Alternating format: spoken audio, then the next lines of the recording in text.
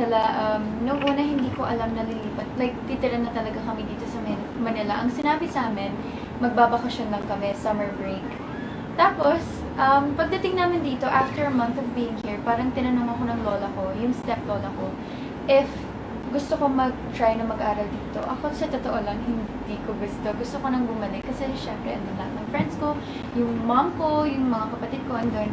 So, tinanong ko yung kapatid ko, parang daddy's boy. So, gusto niya talaga ma-try mag-study dito. So, pumayag na lang ako para sa kanya. Tapos, yun, ang sinabi sa amin, 1 school year, tapos naging 2, tapos naging 3, tapos naging 4, hanggang sa nag-graduate na ako, naging artista na ako.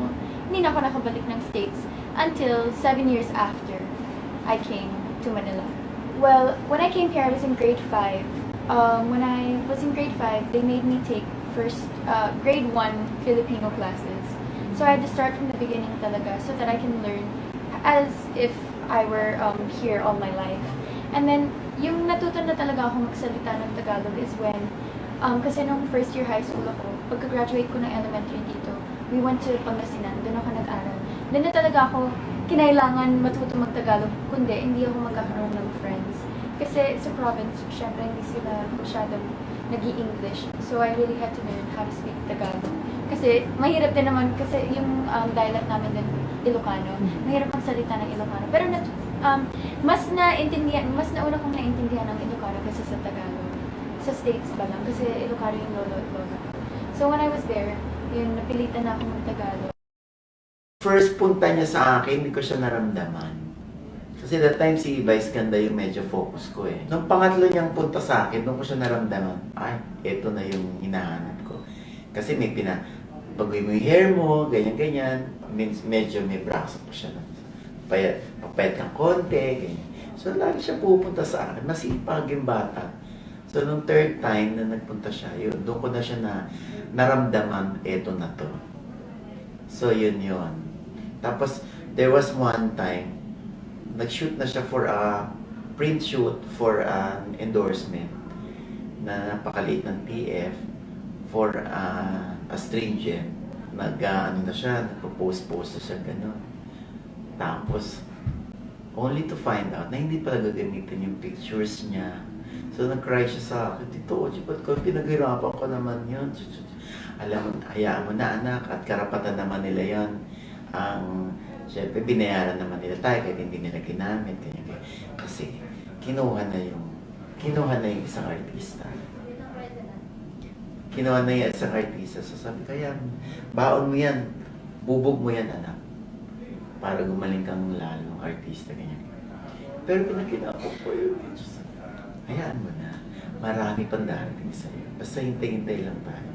So yun na yun. Pak! Ang dami-dami endorsement ngayon. Alam mo, malaking factor kung bakit si Liza Soberano ay sikat ngayon, dahil na rin sa kanya. Kasi yung bata matalino.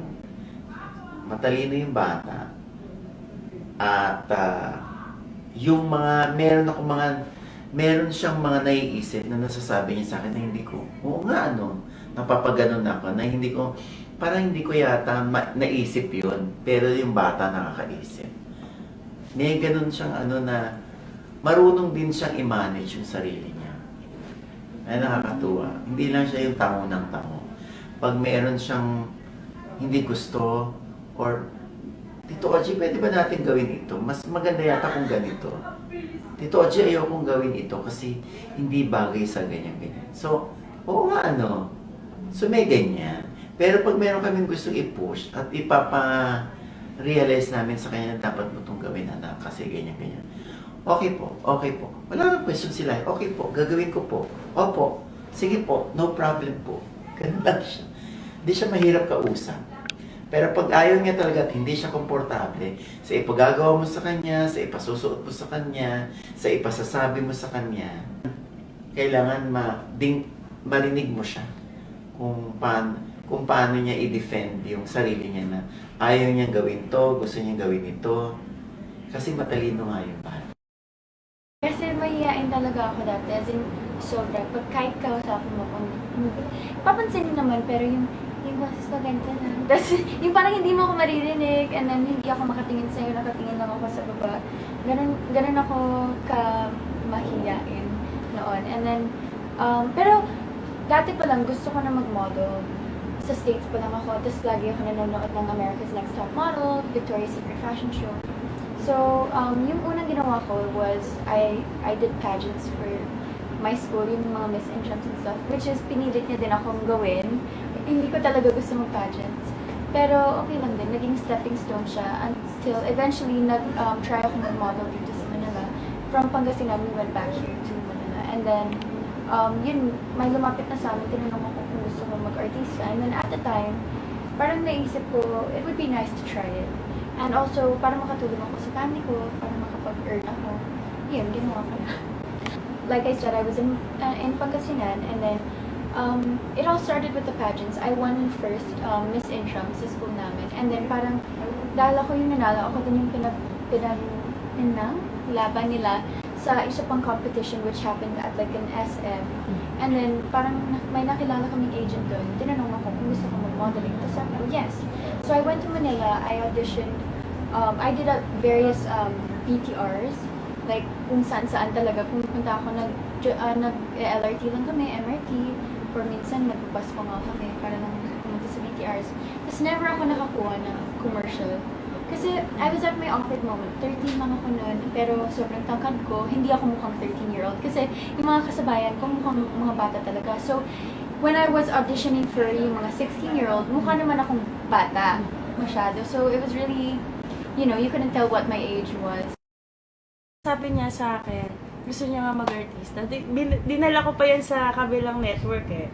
Pero nung pagbaba namin, palibhasa, wala siya doon kilalang artista. Ayaw niya. So, para sa akin, nung nasa, na kami, ABS, gusto niya talaga mag-artista para makita yung mga hinahangaan niyang artista. But later on, sabi ko nga sa kanya, nung nag-workshop siya, sabi ko, kailangan mong kailangan mo talagang aralin. Kasi yung mga kasama mong artista, bata pa lang, artista na sila. Marunong na silang umarte and everything. Kaya nung mga 13 years old siya, tutok talaga ako sa kanya. Ayoko yung naglalaro siya sa workshop, ganyan. Noon, nung bata siya. Pero ngayon, na alam ko naman na, alam mo yun, okay na. Mag-isa na lang siya nagtitaping, kasama yung PA, gano'n. Nung first time ko siyang nakita sa stage, sabi ko, susugal ako dito. Kumbaga, malayo yung mararating ng batang to. Then, isang labas niya sa TV. Once pa lang yun eh. Syempre ako kasi mahilig talaga akong manood, so alam ko yung mga tao, mga may potential, may ganyan. Nung makita ko siya, sabi ko talaga, laban to. Kumbaga, malayo yung mararating niya. Sa pag-arte, ha. Hindi ko nga ina-expect yung mga commercial and everything na ganyan, eh. Kasi ang gusto lang niya talaga dati is umarte. Nung bagong dating siya dito, sobrang shy siya.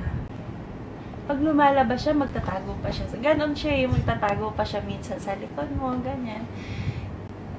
Kasi hindi na-explain sa kanya nung una. Pero nung na-meet ko na siya, kasi 1 year na yata siya dito nung dumating ako eh.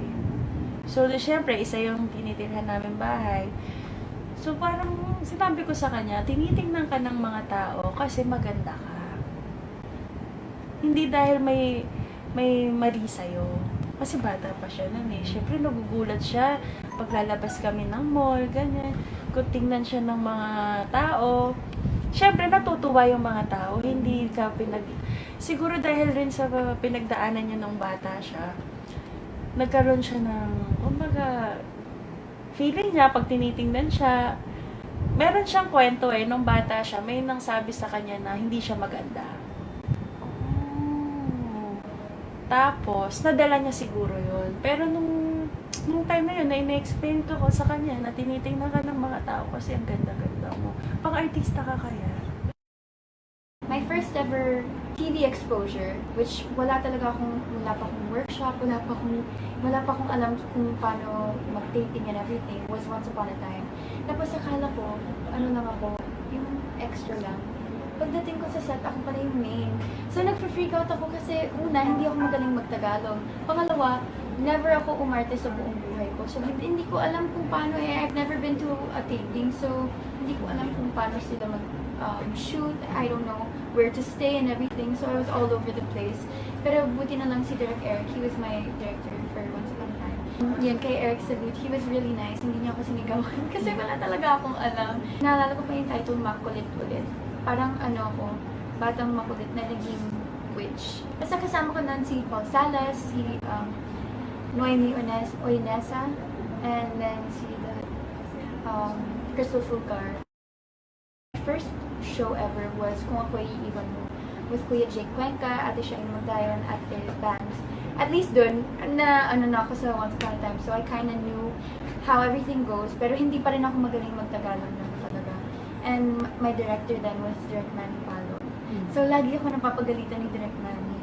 So ako, lagi akong scared, hindi ko alam kung anong gagawin ko, but I'm pretty sure I learned a bit from that, because it was like a year in the making, yung Kung Ako'y Iiwan Mo. So, nasanay ako sa taping. And then, after that, I did a movie right away. Must Be Love with Kathniel. That was my first ever movie. My introduction. I was really nervous for that movie because, yun nga, I was with Kathniel, so feeling ko talaga mababash ako ng fans nila. I did another movie with Direct May Cruz, Ate Bea Alonzo, Dingdong Cantos, and Enrique, which was She's the One. She's the One. So that was kind of our introduction as a love team naman with Ken. Which I wasn't sure at the time kung ilo-love team ba talaga kami or not. All I knew was they wanted to see if my chemistry. And then after that, parang naglaylo kami. He did a show with Julia Montes. He was actually doing a show with Julia Montes at the time. And then after that, he had a show with Julia Barreto naman, Mirabella. So, akala ko wala na. So, I was just waiting for whatever, the management would give me next. I wasn't really expecting anything, but of course, I was hoping that they would.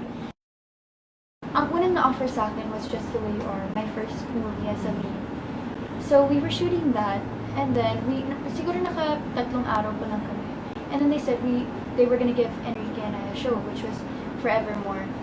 So, we were only taping for about a month. Sinabi na ipapalabas. So, I was really nervous. Hindi ko alam what to expect because it's a big break for me. Like, it was my first show. And sinabi nga na una siyang ipapalabas kasi sa Just the Way You Are. So, for Forevermore, I had to do a lot of training because, yun nga, mahihina ako. So, I had to learn how to, I did vocalization lessons, Tagalog lessons kasi farmer ako. So, kailangan deep talaga yung Tagalog ko. And then, I had to do strengthening exercises kasi ang farmer is strong. So I had to do those kinds of exercises. And I really prepared for Forevermore. And that's where everything started, I think, with Forevermore. I wasn't asked because we were with Gerald and I felt like, okay lang, at least kung hindi kami magaling, siya magaling. Parang ganon. So, I don't know, it's and also as so Just the Way You Are and Everyday I Love You. Feeling ko hindi ako yung pinaka-main talaga. Like, in Just the Way You Are, si Ken, in Everyday I Love You, it was the triangle. When did I realize? My first movie talaga, Must Be Love. Of course, I was introduced to the whole world and everything was new for me. Working, parang, not naman every day, but like most of the time I'm going to be working and I was studying at the time too. So, parang nawalan ako ng time for myself. And then, I felt like I was so young to be under all that pressure. But then when I did Must Be Love, something in me really wanted to do well and I started enjoying acting. And then, I can remember when I did one scene with Catherine, there was this other actor, I won't say na lang what his name is, but he told me na there was something in me that he saw. And it really touched me and, to be appreciated that way, parang mas lalo akong na-inspired to do better. Feeling ko Forevermore kasi before nobody knew who I was. Like before Forevermore, while doing Forevermore, yan yung partner ni Enrique, yan yung partner ni Enrique. After Forevermore, people would call me Lisa.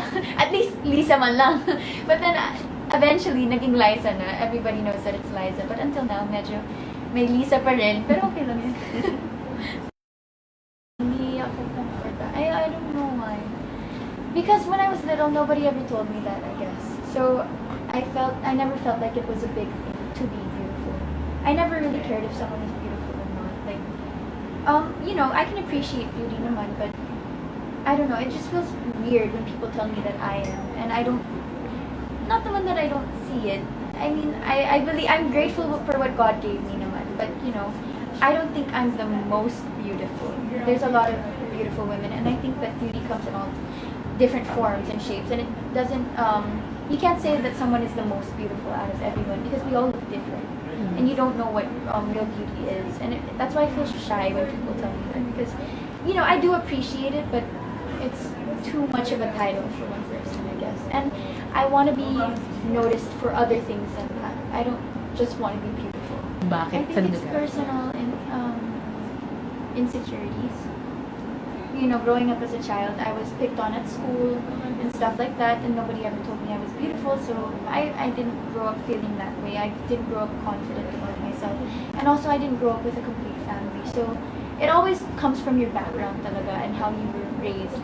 I was raised pretty well, though. I grew up with my grandma and grandpa, and, they always made me feel loved, but, like at school, I didn't feel that I was worthy of everything, like, just a lot of things. For example, with ASAP, I have terrible stage fright. That's why laging blanco yung mukha ko pag it's like I don't know what I'm doing, and it's like you're putting me out there to show the world talent that I only acquired recently lang. Like, I'm not a good dancer. I admit that, and I only have like how many hours to prepare that dance. So it doesn't make me feel confident to dance it on ASAP mismo. Not confident about what I'm going to do. Anyway, how do I conquer it? I don't know, iniisip ko lang that I have to do it, that, it's what I need to do. And I try to put it aside, pero lumalabas pa rin siya naman. Si Liza kasi ay hindi kinalalaki ng ulo niya pag sinasabi ng mga tao na maganda siya. Nahihiya siya. Every time maririnig niya yung word, ang ganda-ganda mo, nahihiya talaga siya. Parang normal lang naman yung mukha ko. Nagkataon lang naiiba. Parang yun ang gusto niya sabihin. Actually, hindi niya nga nire-repost yung mga 8 wonders of the world. Hindi siya nagbubuhat ng bangko. Hindi niya pinupuri ang sarili niya. Kasi nga nahihiya siya. So sabi ko sa kanya, yung mga tao na nagsasabi sa'yo, maganda ka, ganyan. You just thank them for saying that, for the compliment, ganyan. Tinuturuan ko naman siya. Kasi para din kasi baka magtampo sila, ito naman sila, sa pag sinasabihan namin maganda, hindi naman kami nasasagot. So, yun.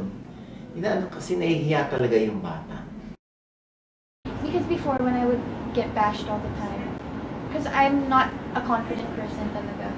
So, them bashing me, it would make me feel even worse about myself, up to the point that I didn't want to do it now. I just wanted to quit, because why are people hating on me? I'm not doing anything wrong. I'm not trying to do anything wrong. And even if you give it your best, they still find something wrong with you. And then, until I realized, why am I doing this in the first place? I'm not doing this for people who hate me. I'm doing this for the people who love me. And that's all you have to think about. And also, my supporters now, of course, through the time, I've gained supporters. They're the ones who make me more confident, and they're the ones telling me na huwag ko na lang pansinin, because yun lang naman ang gusto ng bashers siguro, na pansinin mo din sila. Because, yun nga, as I said, they're probably just lonely or sad, and they have nothing else to do.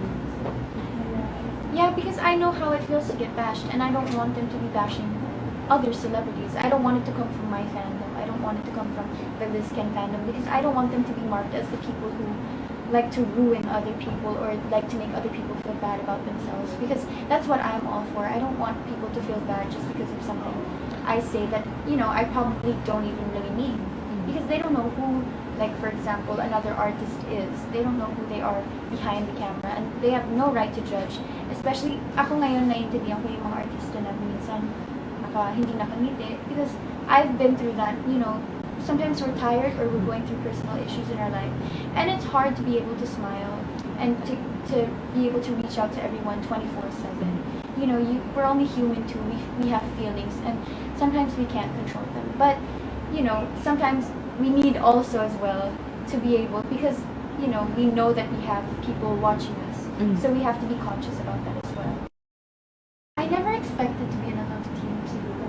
I never especially with Ken, I never expected that we were going to be in a love team. So when I got into a love team with him, it felt different. It felt weird at first because I was with him every day. So it's like something I'm not used to. But as time goes by, I got used to it, and it feels very assuring to have a love team. You feel like you're safe in your position because you guys are together. Siguro ganun. And to be honest, I don't know what I would do, like if maghiwalayin na kami, if ever in the future for different projects. It'll probably feel weird for me again. It'll be a first time, but like I said, it feels assuring to have a love team, to have somebody who really knows me, who I'm with every day, to be there for me, and to experience the things I'm experiencing as well. At least I feel like I'm not going through it alone. I guess ang nakatulong yung pagiging mahiyain ko. That's what helped with the chemistry, because that's where they would base off our next show if we were going to have our next show. Yung unang shooting namin ng Just the Way You Are. So, yun, nakatulong daw yung pagiging shy ko. I was really shy working with him because, kinikilig, I don't know. Because I had a crush on him at the time. So, yun, nahiya ako. And, how did I adjust? By getting to know him more and, just working with him every day. Nag-adjust na yung ako mismo. And, Ken is really easy to be friends with. He's the type of person who's very friendly, and kahit sino, kahit nakaupo pa lang dyan, kakaibiganin ka niya. Which is, I'm the total opposite. Kailangan ako muna yung kakausapin mo because I don't know how to approach people. Like, I don't know if it'll become awkward or not because I'm a very awkward person. Swerte nga si Liza sa dami ng pinagdaanan sa buhay. That's what an actor needs. Para sa lahat ng emotion na kailangan for the scene. Marami siyang bit-bit, maraming karga na pwede niyang puntahan as an artist, and that really helps her. And she's lucky. Ako, nahirapan din, to get that yung panghata, but she has it, and she uses it really well. Ang galing niya. I mean, from before to now, she's just getting better and better. Dolce Amore, naging Italian siya. Sa Forevermore, she was a farmer girl. Nag-iiba, nag-iiba yung ano niya. I could see myself in her when I was starting out. So she's very simple. Liza, she's a silly girl, just like me. She jokes, likes playing around, but I tend to be more of the one who likes to play around, and she tends to be like the more, taga-balance. Hey, taga lang, ganun. Kailangan ng ganun sa pagsama na. Kailangan ng ganun din. But she's super fun. She likes to, go out and do a lot of stuff like horror houses, yung mga Breakout Manila, and Mystery Manila. Mga ganun. Gusto niya ng mga horror din, yung mga exciting adventure stuff. She likes it a lot. Very game siya. And she wants to, make people happy, and, yung mga na-expect ng tao, gusto niya matupad. And, she really cares about her family a lot. What I learned about her. Lalo yung parents, yung family niya sa States.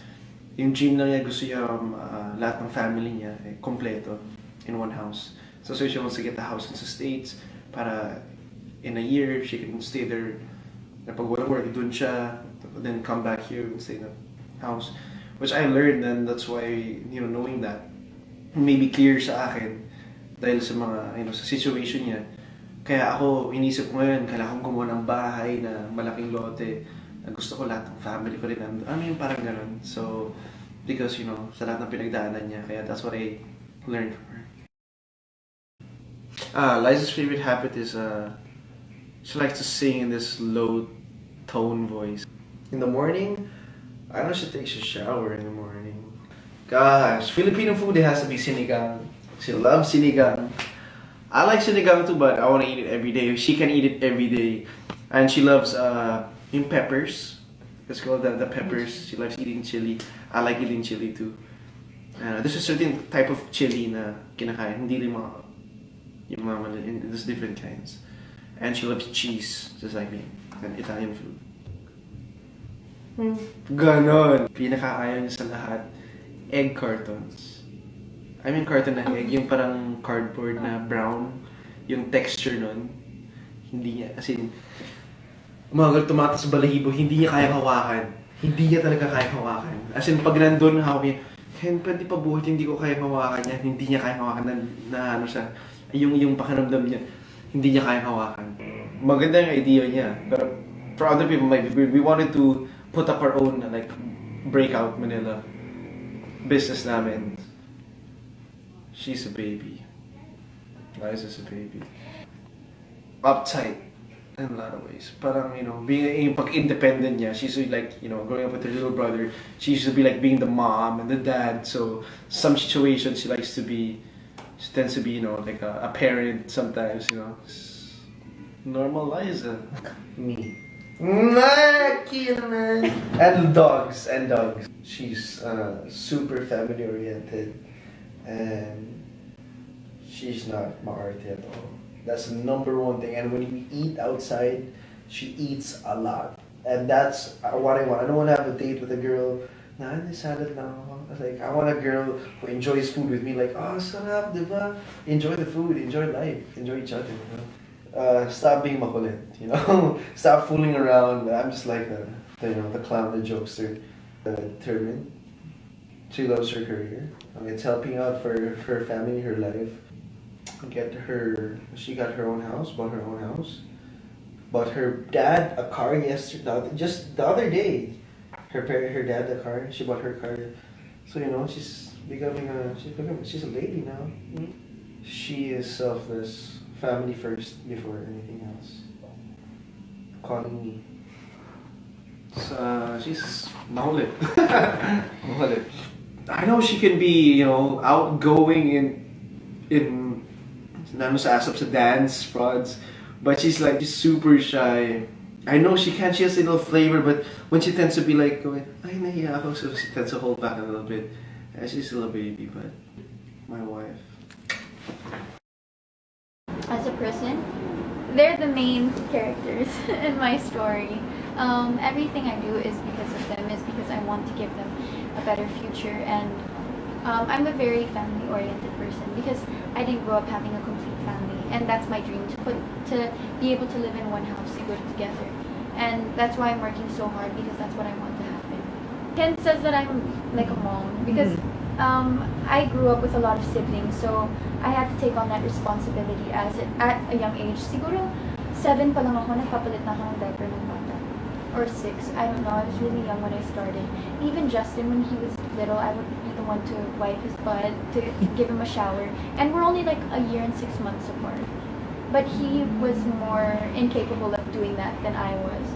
And I was the one, because my mom, syempre, she was working at the time. And I didn't live with my mom. Ever since I was 3, I was living with my lolo and lola na, the father of my father, in Visalia. And then I would only go to my mother every Christmas, summer, spring break.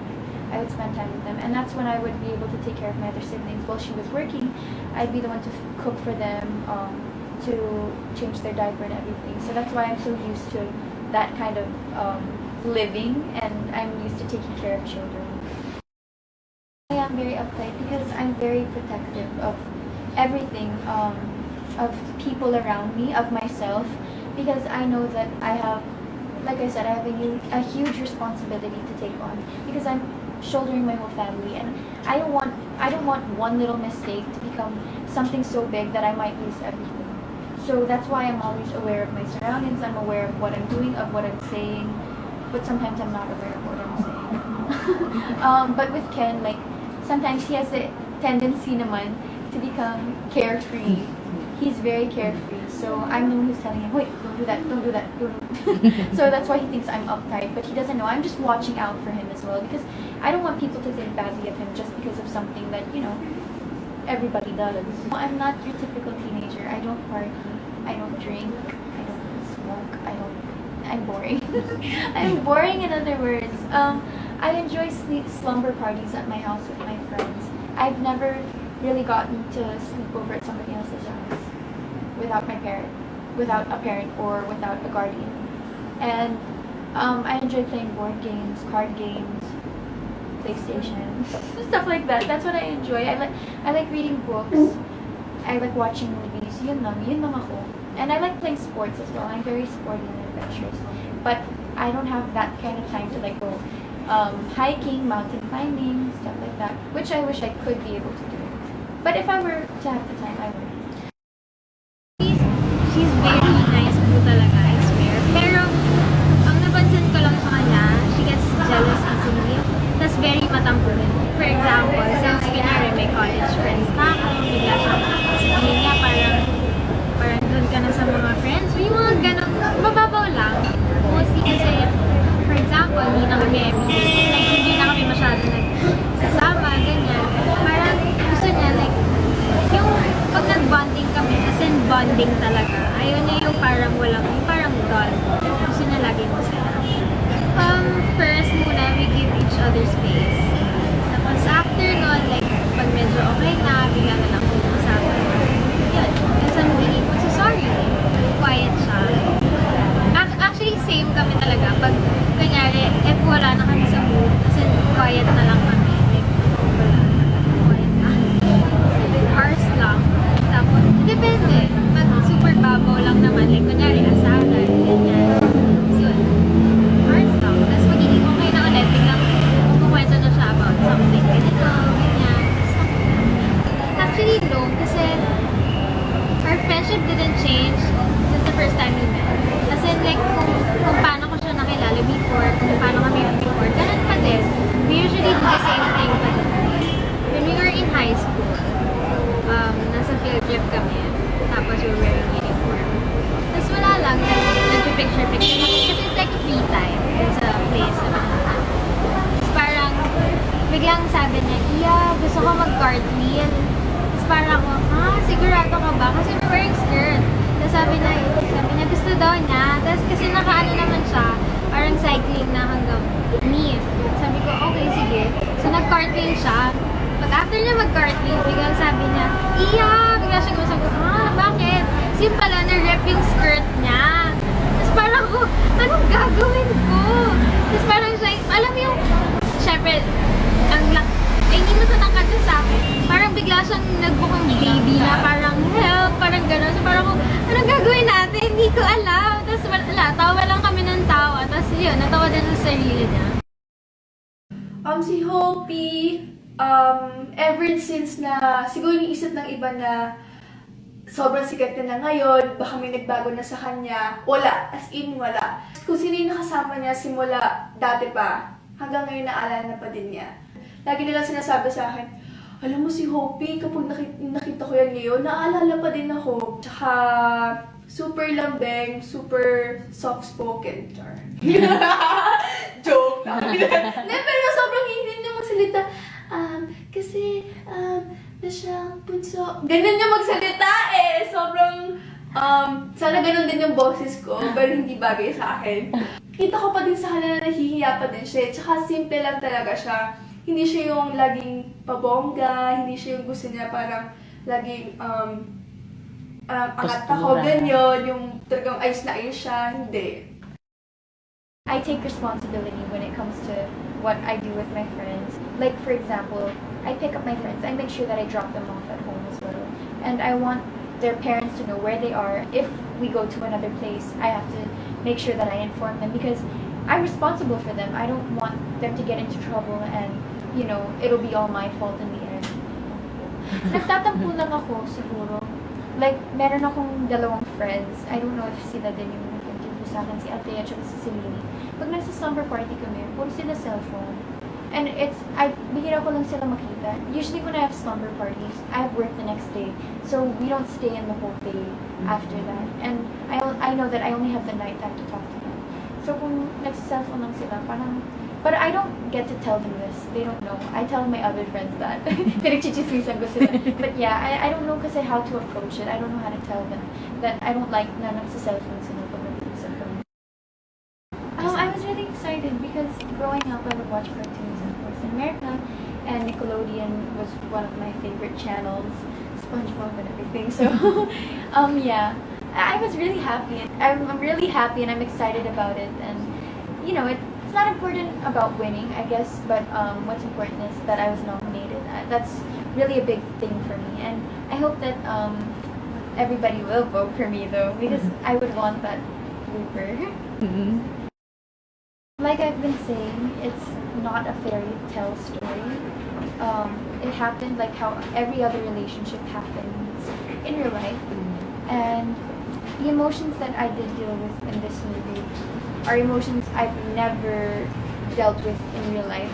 That's why it became so hard for me to actually do this movie and to be able to act it out, because I couldn't approximate, like I said, the pain of what my character was feeling in the movie to the pain I've experienced in real life, because I don't have an ex and I don't know how it feels. So I really had to be guided by Direct Kathy with this movie. Wait, na-mention mo kasi, you didn't have an ex.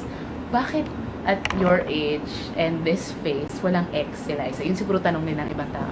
My dad is super, super duper strict. I was never like, when my friends would go out go out to outings, I would never be with them. I was never allowed unless I would sneak. But then every time I sneak out, I'd get caught. So I don't know. I was hatid sundo pa ako sa school. I guess people were intimidated by me pa. So no one would make me go attempt to make me. Pero personally, do you have like yung time, or personally ba ikaw, are you open to it? Or sunod na lang muna ako kay dad? I'm open to it, but it's not the right time yet. And also, I promised my dad and my lolo and Tito Ochi a lot of things, so tigil-tigil muna. Hi everybody! I am about to do the bucket list challenge. I will be answering your buckets. Dahil maraming hopya, mani popcorn expectorant. Dahil hindi sila nakokontento. Dahil maraming nagpapaloko.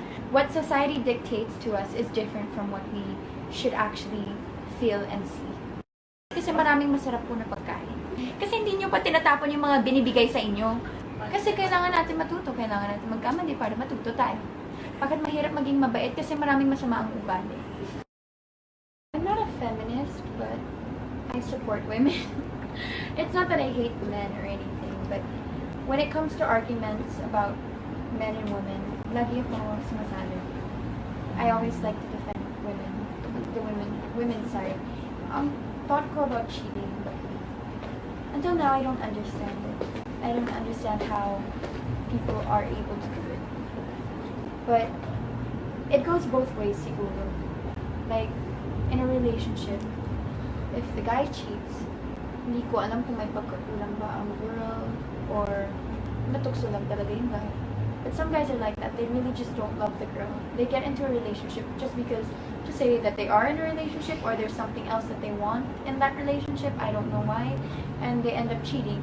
So, ang masasabi ko lang, don't get into a relationship just to be into a relationship. Siguro all this time I was pressured because I had a hard time doing my scenes, especially the emotional scenes. There are some scenes that I couldn't even cry, which is weird for me because I cry really easily. And then I realized I'm really nervous for this movie. I don't know why. The story, it's a huge story about girls and guys and their opinions on relationships, and I don't want people to misunderstand the whole thing about it, siguro. And I'm scared of what people will think about the movie and the concept. So that's why siguro I'm pressured, and it was in the back of my head siguro. Because I remember while I was doing some of my emotional scenes, ang dami kong iniisip when I do the scene. Yun tuloy, I can't focus on what is really needed. Like, I would ask a lot of questions in my head while doing the scene, which is weird because it's like I was talking to myself but I wasn't opening my mouth.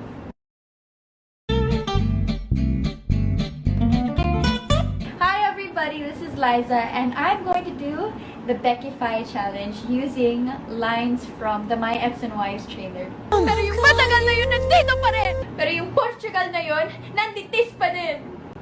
Bakit ikaw pa rin? Nyukit couching pa rin, doodle-doo! Am I not enough? Pangit ba ako? Kapalit-palit ba ako? No! Then why? Willing ka ba sa patsiwata? Tsaka ba a kiss? Qualified ba si Atashi sa exchange gift? Nyukit! Ganun!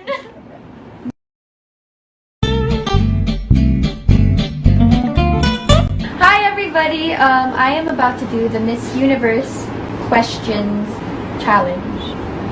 I would say Martin Luther King Jr.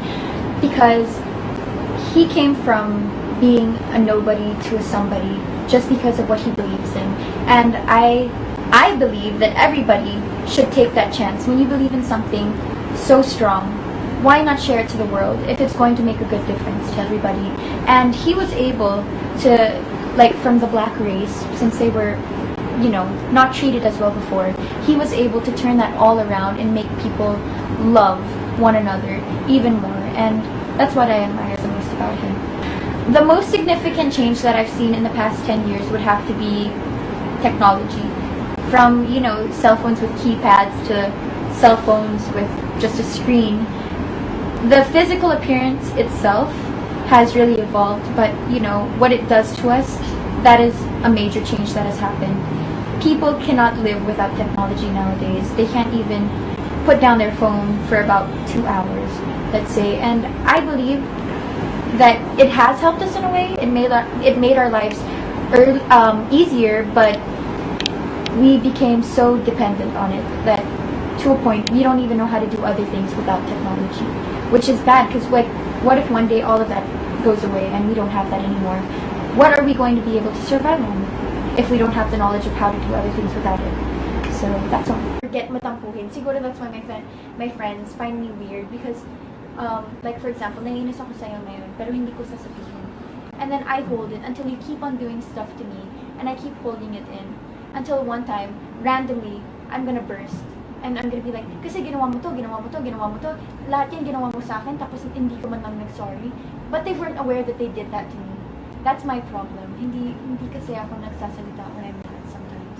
That's why now I'm trying to learn how to be able to talk and to tell people when I don't like what they're doing to me now, when it's enough. I'm not able to do it until now. Like, I'm becoming more vocal now. But there's something about me, I don't like being weak. I don't like showing my weaknesses. So I don't know. I don't know what it is with me. But yeah, I don't talk when I'm feeling something.